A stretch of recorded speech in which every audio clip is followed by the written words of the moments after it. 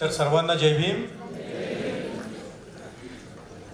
खूप सुंदर अशी परिषद आपल्याला आज पाहायला मिळत आहे. इकडे अनेक भारताच्या महाराष्ट्र राज्यातल्या कानाकोपऱ्यातून लोक आलेले दिसतात. आपले सगळे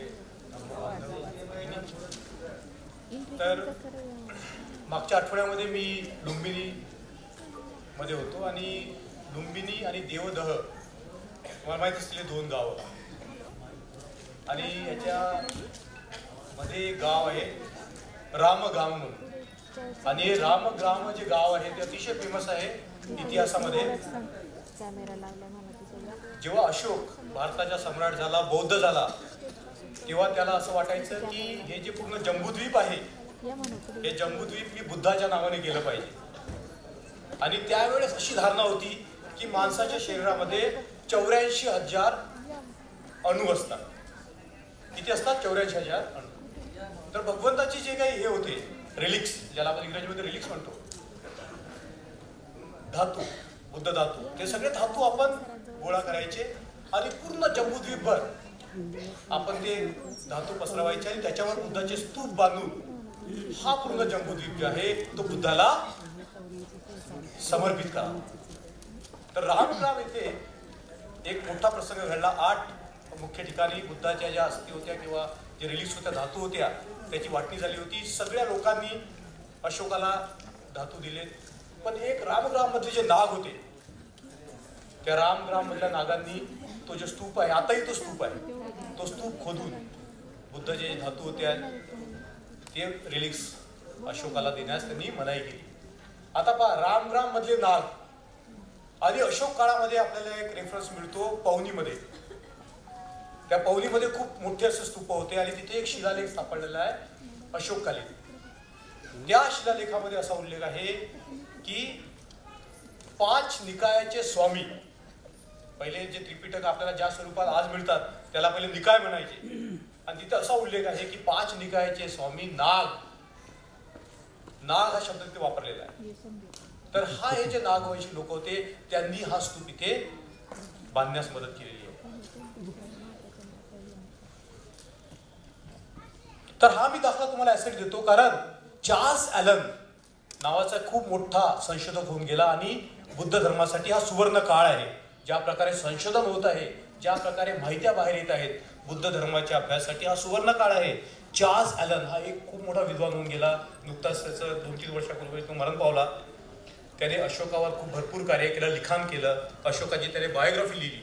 तो म्हणतो की भारताचा पहिला फाउंडर, निर्माता जो आहे तो कोण आहे? अशोक आहे. Ashoka is the founding father of India. हा शब्द एवढा महत्वाचा आहे कारण जगाच्या इतिहासामध्ये असा कुठलाही राजा झाला नाही की ज्याने अशा प्रकारचं कार्य जे आहे ते केलेलं आहे. आणि ह्याचे आपल्याला एव्हिडन्सेस मिळतात. आता आपल्याकडे चर्चा सुरू होती की धम्म की धर्म. पॅट्रिक ऑलिव्हेल नावाचा एक खूप मोठा विद्वान, ज्याने आता सध्या एक अशोकावर पुस्तक लिहिलेले आहे, फिलॉसॉफर किंग. काय लिहिलेलं आहे पुस्तक? Philosopher king. खूप रिसर्च करून तो असं म्हणतो की धम्म नावाची जी संकल्पना आहे किंवा धर्म नावाची जी संकल्पना आहे ती इतिहासामध्ये सगळ्यात पहिले एक वैश्विक नीतिमत्ता म्हणून आणण्याचं काम जे आहे ते अशोकाने केलेलं आहे. आणि मग आपण पाहतो की भारताच्या इतिहासामध्ये जे वेगवेगळ्या प्रकारे जे धम्म आपल्याला धर्म किंवा जे शब्दाचे जे आपल्याला वेगवेगळे जे मिळतात, आशय मिळतात, ते अशोकाला प्रतिक्रांती म्हणून निर्माण केलेले शब्द आहेत. वर्णाश्रम धर्म वगैरे हे शब्द अशोकाच्या काळामध्ये अस्तित्वात नव्हतं. हे जे वर्णाश्रम धर्म जे आहे त्याचा उल्लेख आपल्याला अशोकाच्या कुठल्याही शिलालेखामध्ये मिळत नाही. 4,000 शब्द आपल्याला अशोकाच्या आढळतात वेगवेगळ्या शिलालेखांमध्ये. त्याच्यामध्ये वर्ण आश्रम हे धर्म आपल्याला मिळत नाही. अशोकाने अनेक विषयावर भाष्य केलेले आपल्याला दिसतात.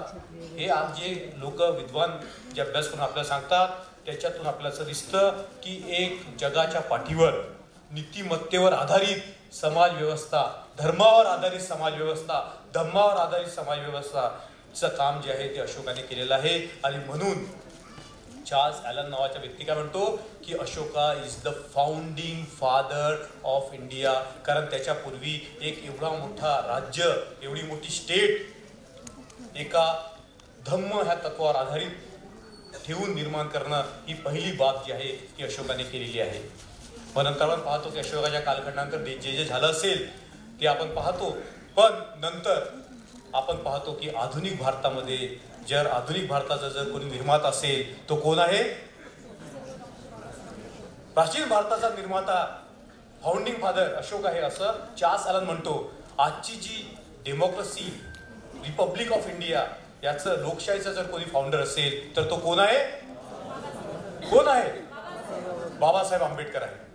आणि ही गोष्ट मी म्हणतो म्हणून नाही, तर आपण जर खऱ्या अर्थाने पाहिलं भारताच्या इतिहासाकडे, आधुनिक इतिहासाकडे, ज्या प्रकारे भारताची निर्मिती झालेली आहे त्या भारताच्या निर्मितीमध्ये जे कार्य बाबासाहेबांनी केलेलं आहे आपण समजू शकतो की आधुनिक भारताचा जो निर्माता आहे तो बाबासाहेब आंबेडकर आहे असं आपण म्हणू शकतो. आणि जेव्हा आपण बाबासाहेब आंबेडकर आणि बुद्ध धर्म या विषयाकडे आपण जेव्हा लक्ष देतो बंधूंनी बघतो, तर आपण एक गोष्ट कटाक्षाने पाहिली पाहिजे इथे की बाबासाहेब 1956 साली बौद्ध झाले असं नाही. एक खूप मोठा श्रीलंकन विद्वान होऊन गेला ज्याचं नाव आहे राहुला वालापोल. व्हॉट द बुद्धा टॉट हे खूप मोठं फेमस पुस्तक त्यांनी लिहिलं आहे.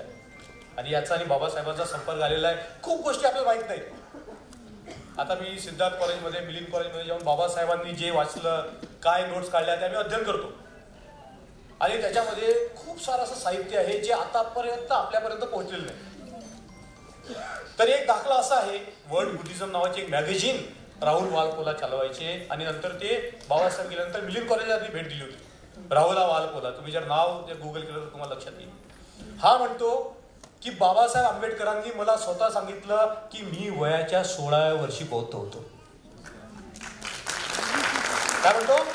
मी वयाच्या 16व्या वर्षी बौद्ध होतो असं राहुल वालपोल वर्ल्ड बुद्धिझम या मॅगझिन मध्ये असं मांडतो. आणि बाबासाहेबांचं एक मी म्हणजे आता प्रकाशित नाहीत पण अप्रकाशित अशा काही नोट्स बघितल्या. त्या नोट्समध्ये एक खूप महत्वाची बाब मला सापडली ती अशी आहे, बाबासाहेब म्हणजे नोट्स आहे व्हॉट हू इज पांडुरंग इंग्रजीमध्ये लिहिले. आणि त्याच्यामध्ये बाबासाहेब असं म्हणतात की माझ्या वडिलांना जेव्हा ते ब्रह्मदेशमध्ये त्यांची जेव्हा पोस्टिंग होती, तुम्हाला माहिती आहे रामजी मिलिटरीमध्ये होते, आणि ब्रह्मदेशमध्ये जेव्हा रामजींची पोस्टिंग होती तेव्हा रामजींना बौद्ध धर्म काय आहे हे माहित होतं. लक्षात घ्या, ब्रह्मदेशामध्ये बौद्ध धर्मीय लोक आहेत हे त्यांना माहित होतं. बाबासाहेब असं म्हणतात की माझ्या वडिलांना तिसरं पण माहित होतं, पण त्यांनी आपला जो गुरु आहे तो स्वीकार केल्यामुळे त्यांना दुसऱ्या गुरुची गरज पडली नाही. कोण होता गुरु? रामजीचा गुरु कोण होता? संत कबीर, राईट. तर आपण जर पाहिलं तर असं नाही की बाबासाहेब आंबेडकरांची जी घरांची जी बाबासाहेब आंबेडकरांची जळणघळण झाली होती ती त्याच्यामध्ये बौद्ध धर्म नव्हता असं नाही. नंतर आपल्याला पुढे दाखले मिळतात की बाबासाहेब आंबेडकर जेव्हा कोलंबिया विश्वविद्यालयामध्ये गेले तर तिथे आपल्याला एक लिखितमध्ये दाखला मिळतो. तो दाखला असा आहे की एका बाईने लिहून ठेवलेला आहे त्या लायब्ररीमध्ये जी काम करायची की बाबासाहेब आंबेडकर नेहमी अभ्यास करायचे आणि तिने लिहून ठेवलं की एक भारतीय विद्यार्थी होता जो अनटचेबल बॅकग्राऊंडमधून आलेला होता. तो असा विचार करत होता की भारताच्या भविष्यासाठी दुईची फिलॉसॉफी कामात येईल की बुद्धाची फिलॉसॉफी कामात येईल. कधी? 1916 मध्ये बाबासाहेब आंबेडकर कोलंबिया विश्वविद्यालयामध्ये, आणि तिथे तेव्हा बाबासाहेब विचार करत होते की बुद्ध धर्म हा कसा भारतीय लोकांच्या कामामध्ये येईल, कसा हा बुद्ध धर्म जो आहे तो अस्पृश्यता निवारणाचं कार्य करू शकेल. आणि तुम्हाला एव्हिडन्सेस पण आहेत की रीस डेव्हिस ही हे दाम्पत्य खूप मोठं होतं. त्यांनी पॉलिटेक्स सोसायटी 1885 मध्ये इंग्लंडमध्ये त्याची स्थापना केली होती. त्या PTSच्या संस्थापकांपैकी एक रीस डेव्हिस त्याने खूप बुद्ध धर्मावर पुस्तकं लिहिल्या. त्या एका बुद्ध धर्माच्या पुस्तकांवर बाबासाहेबांच्या म्हणजे बाबासाहेबांना माहिती पुस्तकं घ्यायची आणि साईन करायचे. तर 1915 साली बाबासाहेबांनी ते पुस्तक वाचलं याची आपल्याला आज पण एव्हिडन्सेस मिळतात. तर आपण जे म्हणतो की बाबासाहेब आंबेडकर हे बाबासाहेब 1956 साली बुद्ध धर्म झाले असं नाही. तर बाबासाहेबांच्या जीवनामध्ये जे बुद्ध धर्म आहे तो बुद्ध धर्म बाबासाहेबांच्या जीवनामध्ये खूप सखोलतेने भरला होता असं आपल्याला दिसतं.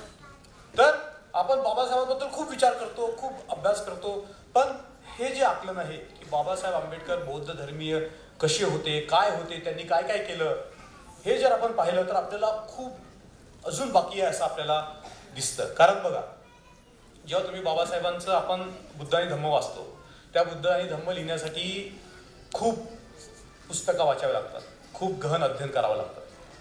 उदाहरणार्थ जर आपण पाहिलं तर आपल्याला माहीत असेल की बाबासाहेब आंबेडकर हे म्हणजे he can be qualified as a त्रिपिटकाचार्य.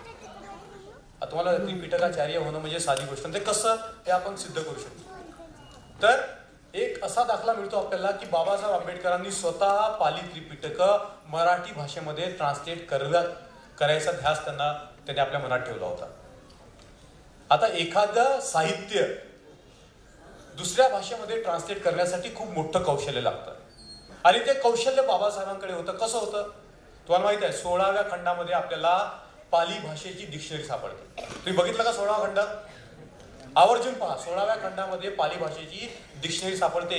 कुठल्याही भाषेची डिक्शनरी निर्माण करणं ही साधी बाब नाही. त्यासाठी तुम्हाला एक एक शब्दाचा अभ्यास करावा लागतो, त्याचे वेगवेगळे शब्दांचे अर्थ जे आहेत ते आपल्याला जाणून घ्यावे लागतात. डिक्शनरी निर्माण करणं म्हणजे साधी गोष्ट नाही. आणि बाबासाहेब आंबेडकर फक्त एकाच भाषेमध्ये डिक्शनरी लिहित नव्हते, तर बाबासाहेब 4 भाषेमध्ये, किती भाषेमध्ये? 4 भाषेमध्ये, मराठी, हिंदी, गुजराती आणि इंग्रजी. त्याचा पहिला धडा जो आहे तो आपल्याला आजही आपल्याला पाहायला मिळतो व्हॉल्यूम नंबर 16 मध्ये.